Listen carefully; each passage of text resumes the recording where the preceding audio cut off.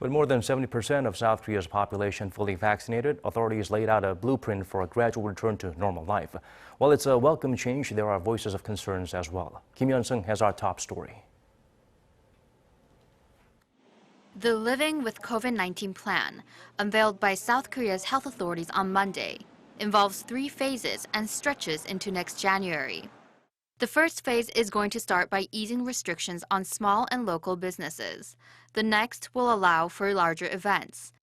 The third and final stage will be to lift caps on all social gatherings.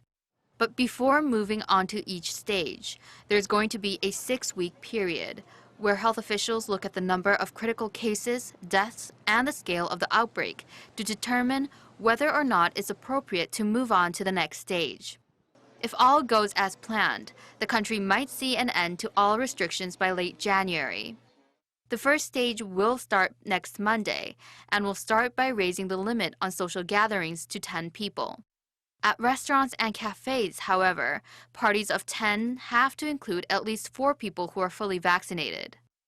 Authorities will also lift the 10 p.m. curfew for cafes and restaurants. There will be no cap on operation hours for singing rooms, gyms, and public baths either. But customers of those establishments will need to show proof of full vaccination or a negative PCR test to enter.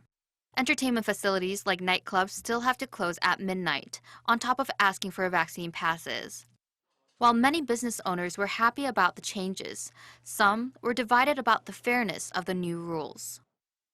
Cafes and restaurant owners are welcoming the end of limits on their business hours, but some people running entertainment facilities aren't thrilled about the midnight limit. A lot of people who run singing rooms and gyms say the vaccine pass isn't fair. Why can't only fully vaccinated people use our establishments when pubs can have people who are unvaccinated? Health experts are also concerned about a potential surge in infections that this plan may bring. But they still say that this is a step in the right direction. And to make living with COVID-19 sustainable for medical staff, mild cases of the virus will now be treated at home. It's true that this approach could be somewhat riskier, but if there's a surge in cases, we will not be able to handle it with our current system. He says that increased at-home recovery is a critical element needed before the country heads into living with COVID-19. Yeon-seung, Arirang News.